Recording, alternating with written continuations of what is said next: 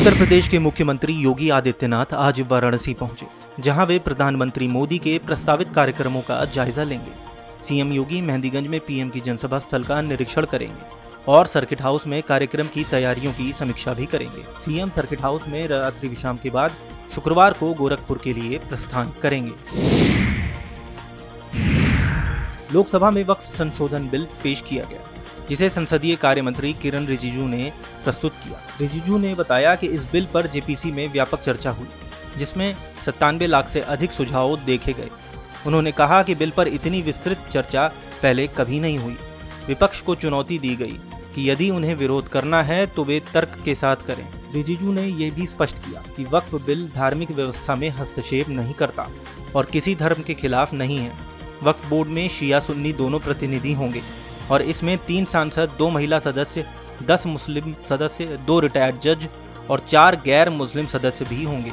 उन्होंने कहा कि भारत में दुनिया में सबसे अधिक वक्फ संपत्ति है, लेकिन बावजूद इसके मुस्लिम गरीब क्यों हैं? इसके अलावा वक्फ संपत्तियों के प्रबंधन में सुधार लाने और सही ऑडिट की व्यवस्था की जाएगी। सीएम योगी आदित्यनाथ ने महाकुंभ में ड्यूटी करने वाले पुलिस कर्मियों को 10,000 रुपए का बोनस देने की घोषणा की है। इसके साथ ही सुरक्षा कर्मियों को महाकुंभ सेवा मेडल और प्रशंसा पत्र भी प्रदान किया जाएगा, ताकि उनकी कड़ी मेहनत और समर्पण की सराहना की जा सके। लोकसभा में सपा अध्यक्ष अखिलेश यादव ने वक्फ संशोधन बिल पर आलोचना करते हुए कहा, बिल का नाम तक समझ नहीं आ रहा। उन्होंने आरोप लगाया कि बीजेपी सरकार मुस्लिम समुदाय की बातों को नजरअंदाज कर बिल ला रही है। अखिलेश ने बीजेपी सरकार पर रोजगार देने में नाकामी का भी आरोप लगाया और नोटबंदी को लेकर भी सवाल उठाए। कहा कि इसका कोई फायदा नहीं हुआ है।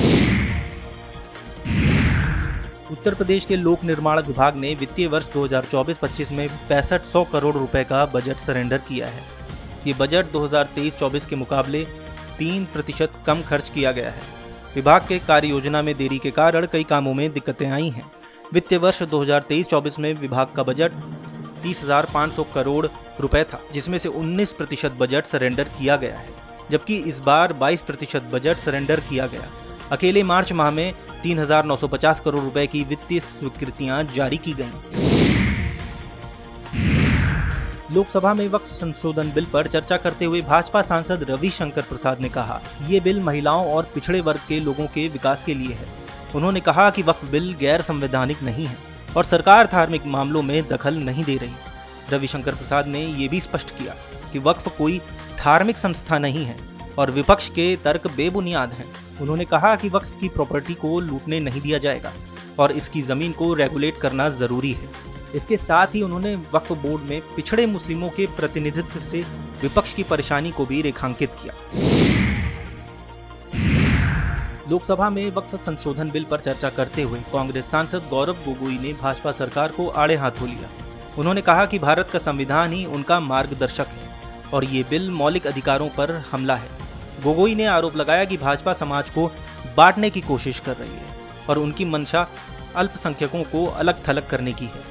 उन्होंने कहा कि भाजपा के नेता मुस्लिमों के हित की बात नहीं कर सकते, क्योंकि ये पार्टी मुस्लिमों के खिलाफ है और उनके प्रति झूठी संवेदना दिखाती है। गोगोई ने यह भी कहा कि नवंबर 2023 तक वक्फ बिल का कोई जिक्र नहीं था और अब भाजपा की नजर वक्फ बोर्ड की जमीन पर है। संघ प्रमुख मोहन भागवत आज से 7 अप्रैल तक वाराणसी में विभिन्न कार्यक्रमों में भाग लेंगे। इस दौरान वे शताब्दी वर्ष की तैयारियों पर चर्चा करेंगे और स्वयं सेवकों से संवाद भी करेंगे।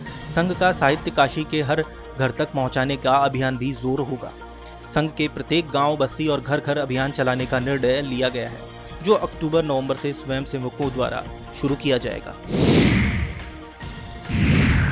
All India Muslim personal law board ने वक्फ संशोधन बिल पर कड़ी आपत्ति जताई है। बोर्ड ने कहा है कि उनके सुझाए गए बदलावों को पूरी तरह से नजरअंदाज किया गया है और ये बिल जानबूझकर एक तय योजना के तहत लाया गया है। बोर्ड ने ये भी आरोप लगाया कि ज्वाइंट पार्लियामेंट्री कमेटी जेपीसी ने उनकी कोई सुनवाई नहीं की है और उनके किसी भी सुझाव को स्वीकार नहीं किया गया है। उनका मानना है कि ये बिल मुस्लिमों के विरासत के अधिकारों को समाप्त करने की साजिश है। संसदीय कार्य मंत्री किरण रिजिजू ने लोकसभा में वक्फ संशोधन बिल पेश किया। इस पर गृह मंत्री अमित शाह ने विस्तार से चर्चा की और बताया कि इससे जेपीसी का गठन किया गया था। उन्होंने कहा कि कमेटी के सुझावों को मंजूरी दी गई और बिल की कॉपी जेपीसी को भी दी गई थी। अमित शाह ने विपक्ष की दलीलों को बेबुनियाद बताते हुए कहा कि इस बिल पर व्यापक विचार विमर्श किया गया था। वक्फ बिल पर बोलते हुए मंत्री दानिश आजाद अंसारी ने कहा कि इस बिल से मुसलमानों को फायदा होगा। उन्होंने आरोप लगाया कि विपक्ष के लोग वक्फ जमीन पर कब्जा करना चाहते हैं। दानिश ने यह भी कहा कि वक्फ रेवेन्यू से गरीब मुस्लिमों को लाभ मिलेगा। एनडीए की सहयोगी पार्टी जनसेना ने वक्फ संशोधन बिल को समर्थन देने का ऐलान किया है। पार्टी ने कहा है कि इस बिल से मुस्लिम समुदाय को लाभ मिलेगा। जनसेना अध्यक्ष पवन कल्याण ने अपने सांसदों को निर्देश दिया है कि वे वक्फ संशोधन बिल का समर्थन करें। उत्तर प्रदेश में अब बिजली दरें बदली जा सकेंगी। राज्य विद्युत नियामक आयोग ने बहुवर्षीय विद्युत टैरिफ नियमावली की अधिसूचना जारी की है। इसके तहत बिजली दरें तय करने के मानक में बदलाव किए गए हैं, जिससे भविष्य में बिजली दरें बढ़ाने का रास्ता साफ हो गया है। लखनऊ में बिना रजिस्ट्रेशन के ई रिक्शा बेचने पर अब सख्त कार्रवाई की जाएगी। अभियान चलाकर 200 वाहनों का चालान किया जा चुका है। इसके साथ ही अब शोरूम संचालकों पर भी मामला दर्ज किया जाएगा। बिहार की तेज तर्रार आईपीएस अधिकारी काम्या मिश्रा ने अपने पद से इस्तीफा दे दिया है। 22 वर्ष की उम्र में यूपीएससी पास कर आईपीएस बनी काम्या ने अब तक 28 वर्ष की उम्र में पारिवारिक कारणों के चलते सेवा छोड़ दी। राष्ट्रपति ने उनका इस्तीफा स्वीकार कर लिया है। काम्या मिश्रा के पति अवधेश सरोज भी आईपीएस अफसर हैं। वक्फ पर बोले कैबिनेट मंत्री ओम प्रकाश राजभर। कहा कि अखिलेश यादव मुस्लिमों का लाभ नहीं चाहते। उन्होंने आरोप लगाया कि अखिलेश सरकार में सिर्फ यादवों को ही हक मिला। राजभर ने कहा कि यदि मुस्लिमों का भला हुआ तो उससे उनके वोट कट सकते हैं। इसके अलावा उन्होंने ये भी कहा कि अगर वक्फ बिल का विरोध हुआ तो सरकार सख्ती से निपटेगी। वक्फ संशोधन पर सपा अध्यक्ष अखिलेश यादव ने कड़ा विरोध जताया। उन्होंने कहा कि सपा इस बिल का विरोध करेगी और मुस्लिमों के साथ बनी रहेगी। बीजेपी को कटघरे में खड़ा किया जाएगा। अखिलेश ने यह भी कहा कि वे बिल पर वोटिंग का भी विरोध करेंगे। उन्होंने आरोप लगाया कि बीजेपी को सिर्फ जमीन दिखाई देती है और अब ये लोग वक्फ की जमीन भी बेच देंगे। अखिलेश ने मुख्यमंत्री योगी आदित्यनाथ पर तंज भी कसा। उन्होंने कहा कि सीएम कहते हैं राजनीतिक पार्ट टाइम जॉब वाले इसे हटाते क्यों नहीं। वक्फ बिल का बीजेपी नेता मोहसिन रजा ने जताया समर्थन। कहा कि आज मुस्लिम वक्फ कल्याण दिवस है और मुस्लिमों को इस दिन का लंबे समय से इंतजार था। रजा ने बिल को मुस्लिमों के लिए सबसे बड़ी ईदी और कल्याण के लिए एक बड़ा कदम बताया। उन्होंने प्रधानमंत्री नरेंद्र मोदी का आभार व्यक्त करते हुए कहा कि इस फैसले से मुस्लिमों का भला होगा। रजा ने विपक्ष से अपील की कि वे इस बिल का समर्थन करें और आज का दिन मुस्लिमों के कल्याण का दिन है। कानून व्यवस्था की स्थिति को देखते हुए आईजी लॉ एंड ऑर्डर ने सभी पुलिस अफसरों और कर्मचारियों की छुट्टियां रद्द कर दी हैं। आदेश के तहत छुट्टी पर गए सभी पुलिस कर्मियों को तत्काल ड्यूटी पर लौटने का निर्देश दिया गया है। स्पेशल कंडीशन के तहत ही अब छुट्टियां स्वीकृत की जाएंगी। ऑल इंडिया मुस्लिम जमात के राष्ट्रीय अध्यक्ष मौलाना शहाबुद्दीन रिजवी ने वक्फ संशोधन बिल पर अपनी प्रतिक्रिया व्यक्त की है। उन्होंने कहा कि इस बिल से मुसलमानों को कोई खतरा नहीं है। विपक्ष पर निशाना साधते हुए रिजवी ने कहा कि ये केवल वोट बैंक की राजनीति कर रहे हैं। उन्होंने ये भी स्पष्ट किया कि इस बिल से ना तो मुसलमानों की मस्जिदों और ना ही ईदगाहों पर प्रभाव पड़ेगा। इसके माध्यम से होने वाली आमदनी गरीब और बेसहारा लोगों पर खर्च की जाएगी।